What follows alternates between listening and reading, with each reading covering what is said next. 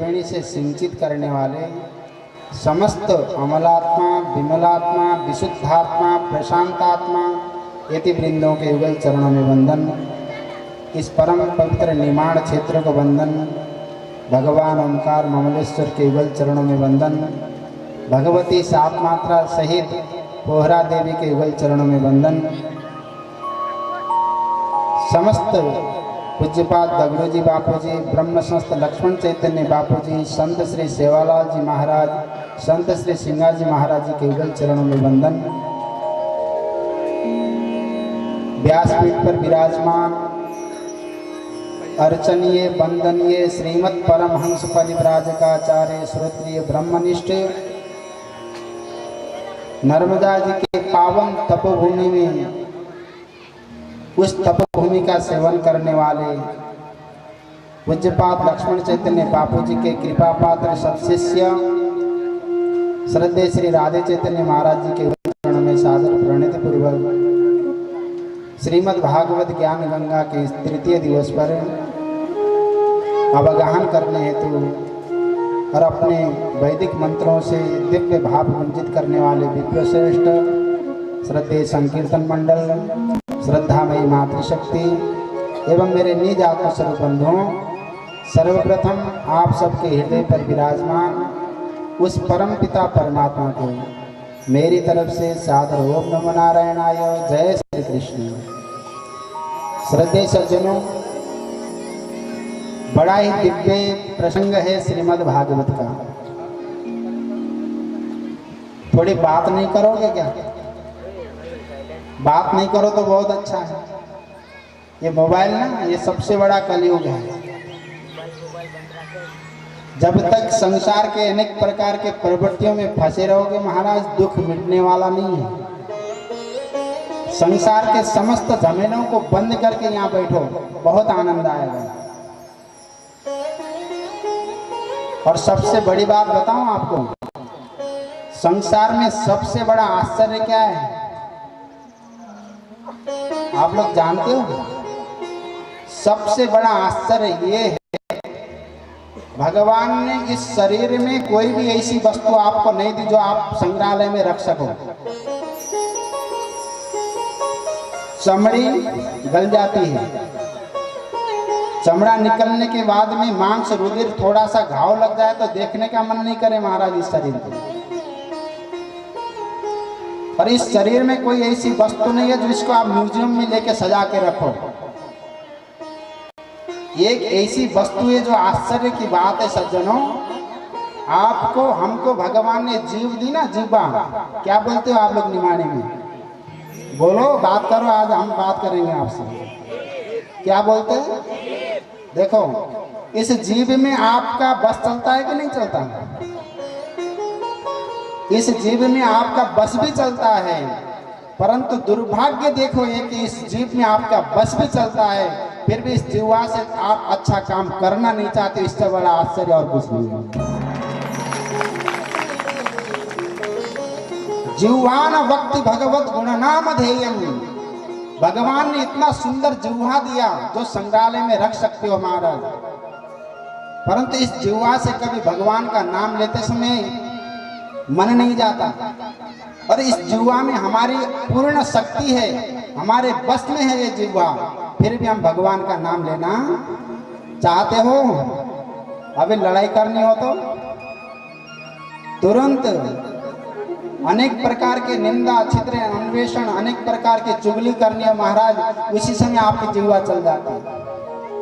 Mobile में किसी का फोन आए तो कथा जाए एक तरफ, हाँ? इस शरीर को व्यर्थ में जीवन निकल गया तो जीने का ढंग आया, सम्मान निकल गई तो महफिल में रंग आया। मन की मशीनरी ने जब ठीक चलना सीखा तब बुढ़ तन के हर एक पुर्जे में जंग आया। अब तो सुधर जाओ, 3 दिन हो गए,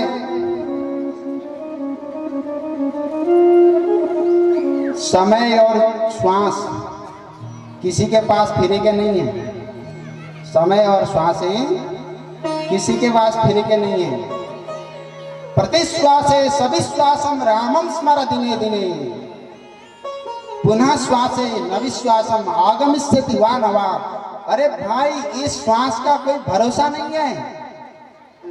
विश्वास पूर्वक भगवान राम का संकीर्तन करो। ये तो पूज्यपाद दगड़ू बापूजी, पूज्यपाद लक्ष्मण चैतन्य बापूजी की अनन्य महती अनुकंपा से राधे चैतन्य महाराज जी जैसे घर घर जाके डंका बजाते हैं कि हरे नाम नामैव केवलम कलौ नास्तित्र नास्तित्र नास्तित्र गतिरन्यथा।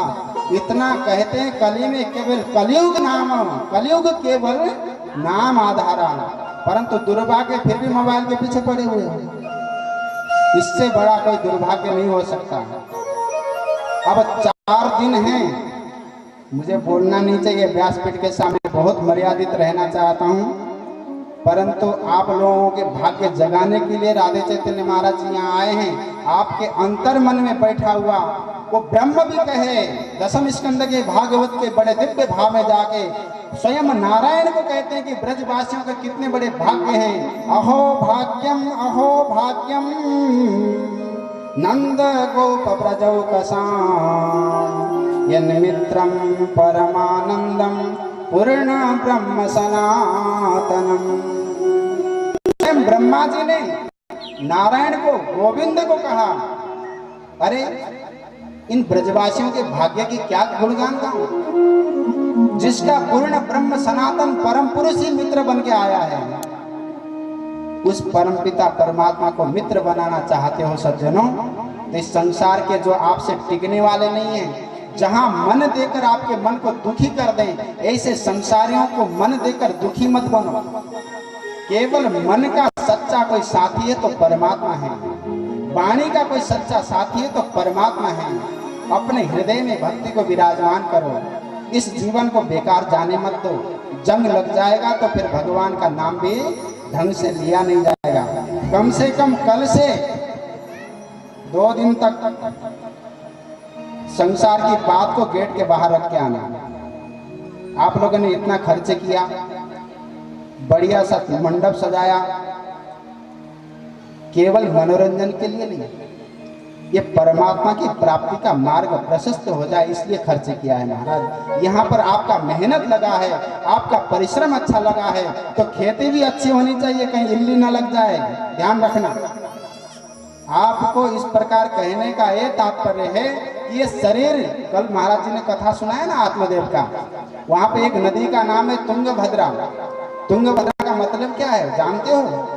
तुंग कहते हैं शरीर को, भद्रा कहते हैं कल्याण को। ये शरीर ही आपका कल्याणकारी कर्म के लिए मिला हुआ है, साधन धाम मोक्ष कर द्वारा। और इस मोक्ष के द्वार को प्राप्त करके भी एक अंधा था, एक मकान में घुस गया। घुसने के बाद में क्या हुआ कि बाहर निकलने का उसको रास्ता नहीं मिल रहा था। एक आदमी ने आके कहा कि महाराज एक काम करो, आप दीवार के सहारे टटोलते हुए बाहर निकल जाओ। और दीवार के सहारे जब बाहर टटोलने लगा तो जैसे दरवाजा आया उसको फिर सिर में खुजली हो गई महाराज, और फिर दरवाजा छूट गया, फिर घूमने लगा, और दोबारा फिर दरवाजा आया, उस समय फिर उसको खुजली हो जाए। इसी तरह से 84 के चक्कर में पड़ना नहीं चाहते हो तो कम से कम दरवाजे के सामने आकर आप खुजली में मत लगो महाराज। ये संसार के अनेक प्रकार के प्रपंच केवल खुजली के समान है और कुछ भी नहीं है। मैं कहता हूँ इस भागवत के दिव्य भाव को श्रवण करते समय अपना मन यहाँ दो, अपना तन यहाँ दो, अपनी वाणी को यहाँ दो। वाणी से भगवान का नाम निकले, मन भगवान के स्वरूप का ध्यान करे और आपका शरीर भगवत स्वरूप में तन्मय हो जाए, तभी भागवत श्रवण करने की साफल्यता है, नहीं तो बेकार है महाराज। इतना कहते हुए अपनी वाणी को विराम देता हूँ।